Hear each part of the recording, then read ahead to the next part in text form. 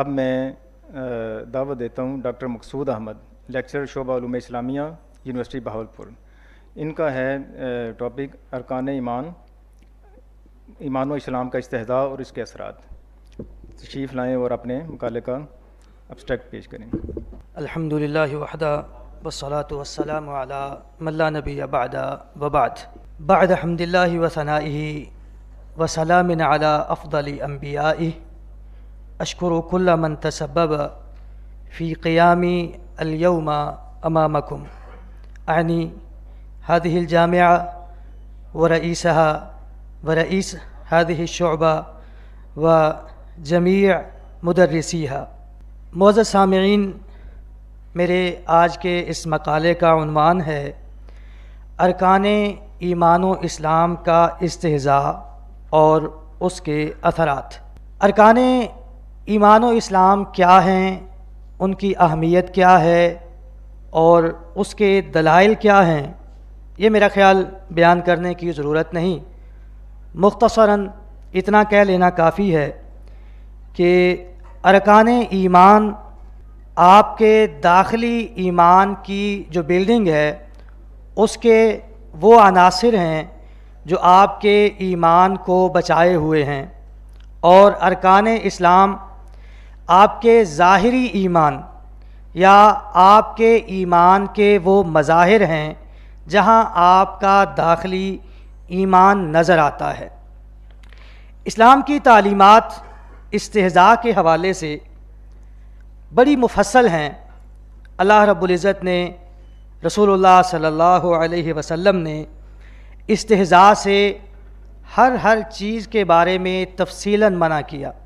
اللہ رب العزت نے صرف کسی عام آدمی کے بارے میں بھی کہا کہ لا یسخر قوم من قوم، کوئی بھی قوم، مسلمان ہے، کافر ہے، کوئی بھی ہے، لا یسخر قوم من قوم، کوئی قوم کا استحضاء نہ کرے، عورت کا استحضاء نہ کرے، کوئی بھی جس سے آپ استحضاء کر رہے ہیں وہ آپ سے بہتر ہو سکتا ہے۔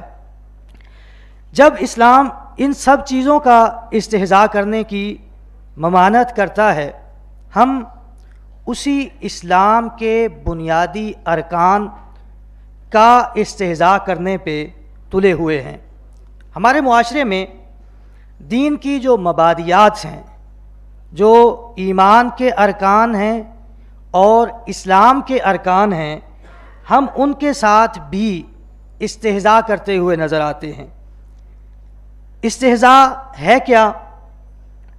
الہزء والاستہزاء السخریۃ من الغیر وہو ان یعامل غیرہ معاملۃ المحتقر، آپ کسی سے وہ سلوک کریں جو آپ کسی حقیر چیز سے کرتے ہیں تو یہ استحضاء کہلاتا ہے۔ امام راغب اصفہانی فرماتے ہیں الاستہزاء هو اظہار شیء علی خلاف ما هو علیہ علی وجہ السخریۃ والاستخفاف۔ جو ارکان ایمان یا ارکان اسلام ہیں ان کے ساتھ استہزاء کو اللہ رب العزت نے قد کفرتم بعد ایمانکم کہہ کے سیدھا ملت سے خروج قرار دیا ہے۔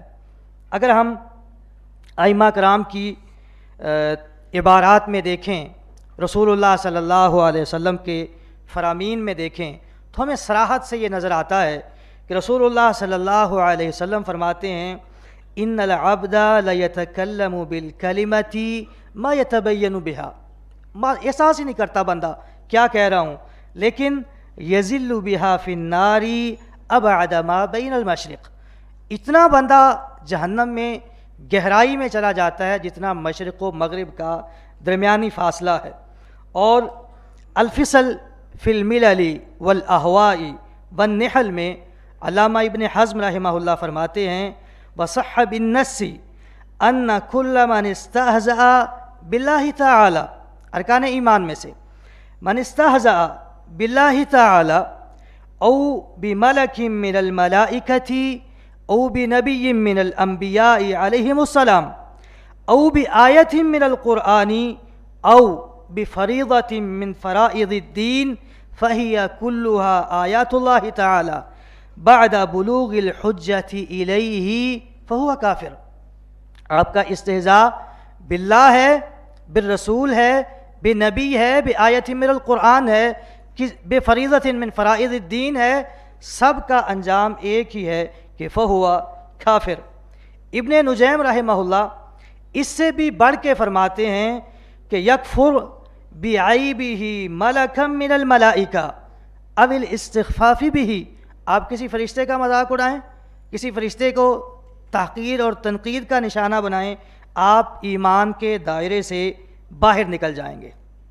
ایک سوال ہے کہ کیا واقعی ہمارے معاشرے میں یہ استخفاف یا استہزاء جو ارکان اسلام اور ارکان ایمان کا ہے یہ موجود ہے، یا صرف یہ فرضی چیزیں ہیں کہ ہم نے کہہ دیا کہ جو یہ استخفاف کرے گا، استہزاء کرے گا، وہ دین سے نکل جائے گا، اور عملی طور پہ کچھ نہیں.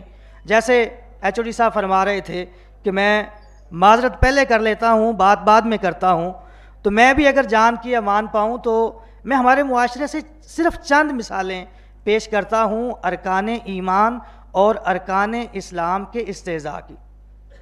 ہمارا لٹریچر دیکھ لیں، آپ کو ہمارے لٹریچر میں نظر آئے گا، پکڑے جاتے ہیں فرشتوں کے لکھے پر ناحق، پکڑے جاتے ہیں فرشتوں کے لکھے پر ناحق. آدمی کوئی ہمارا دم تحریر تھا، یہ استخفاف نہیں ہے تو کیا ہے؟ کوئی کہہ رہا ہے کہ ہمارے محبوب کو جو جو بہانے کرنے آتے ہیں وہ رب کو بھی نہیں پتہ، یہ استخفاف نہیں ہے تو کیا ہے؟ کوئی فرشتوں کے بارے میں، ہم جنت کے بارے میں، جہنم کے بارے میں، کوئی کہہ رہا ہے کہ فلاں آدمی مرا اور وہ جنت سے بھی آگے نکل گیا، بارود اتنا لگا ہوا تھا. کوئی کہہ رہا ہے کہ فلاں مرا، اسے جنت میں بھی جگہ نہیں ملی، جہنم بھی بھری ہوئی ہے، اس نے خواب میں آ کے بتایا کہ تم موج کرو، جہنم بھری ہوئی ہے، جہنم میں نہیں جاؤ گے. اس طرح کی چیزیں ہمارے معاشرے میں روٹین بنتی جا رہی ہیں.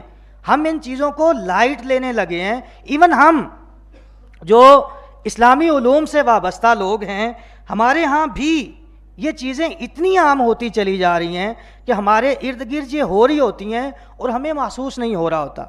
نماز پڑھنے والے کا استہزاء، کیا نماز کا استہزاء نہیں؟ کیا جب روزہ رکھنے والے کو ہم یہ کہیں کہ ہم روزے کیوں رکھیں بھائی، کیا ہمارے گھر میں دانے نہیں ہیں، ہم کوئی بھوکے مر رہے ہیں، کیا یہ روزے کا استہزاء نہیں ہے؟ جب ہم یہ کہتے ہیں کہ کعبے کے گرد چکر لگانے سے لوگوں کو دیے ہوئے چکر معاف نہیں ہوتے، تو کیا یہ حج کا استخفاف نہیں؟ جب ہم یہ کہتے ہیں کہ 900 چوہے کھا کے بلی حج کو چلی، کیا یہ حج کا استخفاف نہیں؟ حج پچھلے تمام گناہوں کی معافی دلواتا ہے، رسول اللہ فرماتے ہیں، اور ہم یہ کہتے ہیں کہ چونکہ اس نے پہلے گناہ کر لیے ہیں اب اس کو حج کے لیے جانے کی ضرورت نہیں. اسی طرح کسی پہ کوئی مصیبت آئی، کہتا ہے رب مجھے بھول گیا. کوئی اچھا ہے، کسی کو مال ملا ہوا ہے، ہم کہتے ہیں رب کی جھولیوں میں ہے. کیا مطلب؟ اللہ رب العزت تعالی اللہ عما یقولون علوا کبیرا وما قدر اللہ حق قدری. یہ نہ اللہ رب العزت کی ہم قدر کرتے ہیں کما حقہ، نہ ہم ارکان ایمان کی قدر کرتے ہیں، نہ ارکان اسلام کی. سبب کیا ہے؟ سب سے بڑا سبب تکبر. انسان کے اندر جو کبر موجود ہے وہ استخفاف پہ ابھارتا ہے، اور اس سے بھی بڑا جہل بالدین، دین کا پتہ ہی نہیں، میں استخفاف کر رہا ہوں اس کا حکم کیا ہے. اور کچھ ہمارے یہ شرمندہ سے مسلمان، جو مسلمان ہونے پہ شرمندہ ہیں، مسلمان کے گھر میں پیدا ہونے پہ شرمندہ ہیں، اسلامی تعلیمات پہ شرمندہ ہیں، یہ بھی شعوری یا لاشعوری طور پر ان چیزوں کے استخفاف اور استہزاء کا باعث بن رہے ہوتے ہیں. ضرورت اس چیز کی ہے کہ ہمارے تعلیمی نصاب میں ان چیزوں کی اہمیت بیان کرنے کے ساتھ ساتھ ان کے استخفاف کا حکم بیان کیا جائے. میرا خیال ٹائم ختم ہو چکا ہے، اسی بات پہ اکتفا کرتا ہوں. وباللہ التوفیق.